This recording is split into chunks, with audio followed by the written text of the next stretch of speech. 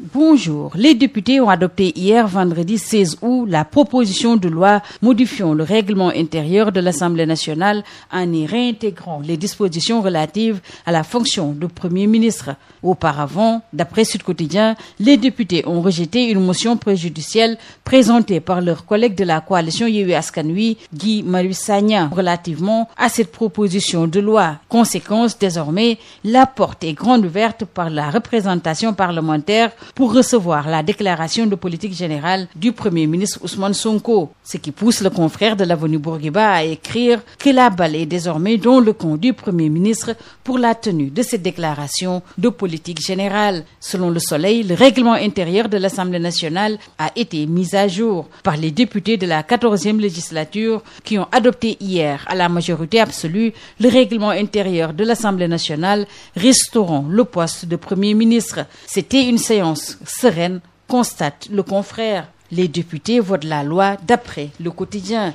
Ils font passer la loi comme lettre à la poste, informe l'info. Restons avec l'adoption de la proposition de loi avec 24 heures qui signale que c'est la fin de l'entourloupe à la place Soweto et donne la parole à Ousmane Diagne, le ministre de la Justice, qui affirme il s'agit certes d'une proposition de loi, mais ce qui m'a le plus impressionné, c'est qu'elle résulte d'un consensus et a été portée par les présidents du groupe parlementaire de l'Assemblée nationale.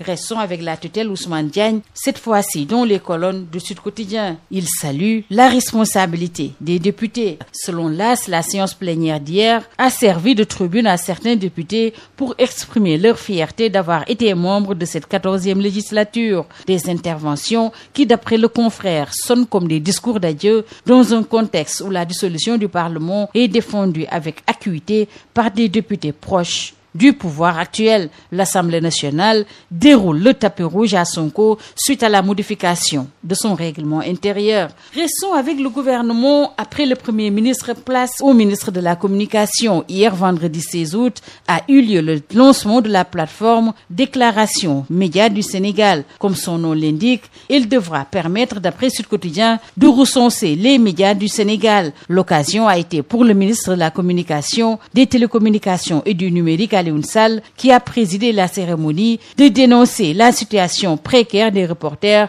mais également de faire la cartographie du secteur des médias, avec 50 journaux, 150 sites internet, 500 radios et 35 télévisions. Et toujours d'après la tutelle Alioune Sall, 45% de l'aide à la presse, soit 800 millions, ont été distribués à des entreprises et activités hors médias. Et l'IGE est en train de faire l'audit de l'aide. Et il signale par ailleurs que 86% des travailleurs des médias ne sont pas inscrits à l'IPRES et à la Caisse de sécurité sociale.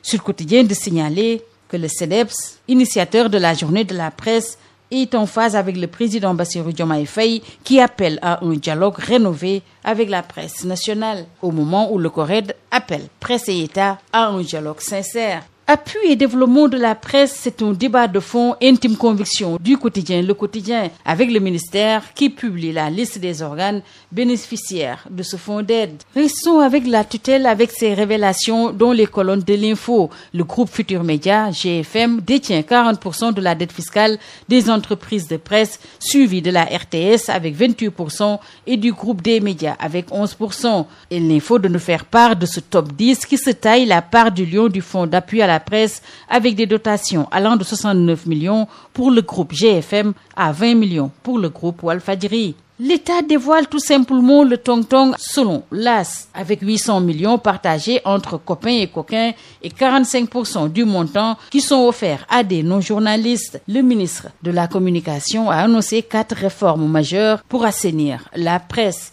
Alioune Sall, le ministre de la Communication et des Télécommunications et du Numérique, de préciser ce qui suit dans les colonnes du Soleil. L'État n'a aucun problème avec la presse. Et pour ce qui est des dettes fiscales, il affirme que les entreprises de presse privée sont en tête. Et pour ce qui est du fonds d'appui à la presse, des disparités ont été notées et l'IGE a été activé. Après, le ministère de la Communication place à celle en charge de l'assainissement et de l'eau. L'ancien directeur général de l'Office national de l'assainissement du Sénégal, par ailleurs leader du parti FEP Tawfekh, Dr Cheikh Dieng, a accusé dans les colonnes de l'AS le ministre de l'Hydraulique et de l'Assainissement, Cheikh Tidiane Dièye, d'être le principal responsable des manquements dont la prise en charge correcte de l'assainissement. Face à la presse hier, Cheikh Dieng révèle qu'il s'est opposé au lobby et a dit niet au ministre Cheikh Tidiane Dièye. C'est le grand déballage de Cheikh Dieng contre le ministre tutelle, à lire également dans les faux. Cheikh Dieng enfonce tout simplement Cheikh Dièye,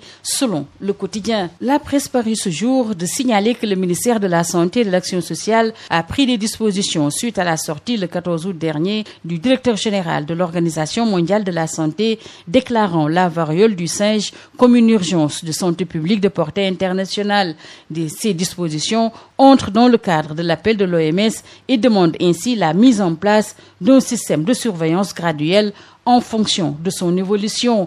Le 80e anniversaire du massacre des tirailleurs sénégalais intéresse également la presse parue ce jour, notamment Le Soleil, qui signale que le Premier ministre Ousmane Sonko a installé le comité de commémoration. Ce comité, sous la présidence du professeur Mamadou Diouf, représente une étape cruciale dans la reconnaissance et l'hommage aux tirailleurs sénégalais, symbolisant un engagement renouvelé pour la justice et la mémoire historique.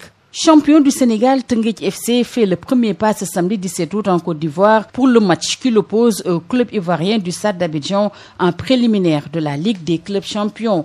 Et le lendemain, dimanche, l'ASC Jaraaf sera sur le pré pour en découdre avec les East End de la Sierra Leone, un match aller comptant pour le tour préliminaire de la Coupe de la Confédération africaine de football. C'est tout.